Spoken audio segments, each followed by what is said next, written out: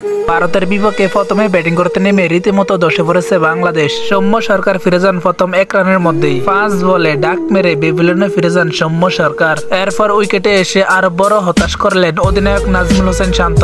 তার কথা বেশি বলবো না, কারণ তাকে নিয়ে আপনারাই বলে যাবেন কমেন্ট বক্সে। 2 রানে 2 উইকেট হারিয়ে বাংলাদেশ একেবারে হতাশ বাংলাদেশ। এরপর তানজিদ হাসান তামিম দারুণ ব্যাট করা শুরু করেন। তাকে সঙ্গ দিয়ে যাচ্ছেন মেহেদী হাসান মিরাজ। তবে মিরাজ সুবিধা করতে পারেনি। 10 বলে 5 রান করে ফিরে গিয়েছেন বেবিলিয়নে। মিরাজ ফিরতেই ফিরে গেলেন দুর্দান্ত খেলতে থাকা তানজিদ হাসান তামিমও। এই ব্যাটারের ব্যাট থেকে আসে 25 বলে 25 রান। এরপর মুশফিকুর রহিম বড় হতাশ করে গেলেন বাংলাদেশি ভক্তদের, কেননা প্রথম বলেই গোল্ডেন ডাক এক্সার ফ্যাটালকে হ্যাটট্রিক করার সুযোগ করে দিলেন। তবে সেখানে হ্যাটট্রিক হতে পারত যদি না ক্যাচ ফেলে না দিতেন রোহিত শর্মা জাকের আলীর। এরপর জাকের আলী এবং তৌহিদ হৃদয়ের কি অসাধারণ 174 রানের জুটি। হ্যাঁ দর্শক, আইসিসির কোন ইভেন্টে ভারতের বিপক্ষে রেকর্ড জুটি করেন জাকের আলী, অনিক এবং তৌহিদ হৃদয়। তাদের শুভতেই 12 লক্ষে পৌঁছে যায় বাংলাদেশ। আর এমন স্কোয়ার দেখে রীতিমতো মাথায় হাত তামিম ইকবালের। তড়িঘড়ি করে তখন তিনি খেলা দেখতে মাঠে ঢুকে পড়েন এবং সে মাঠে ঢুকাকালীন তাকে সেকেন্ড পর্যন্ত করছিল, কেননা জাকের আলী, অনিক এবং তৌহিদ হৃদয় যে ইনিংসটা খেলেছে,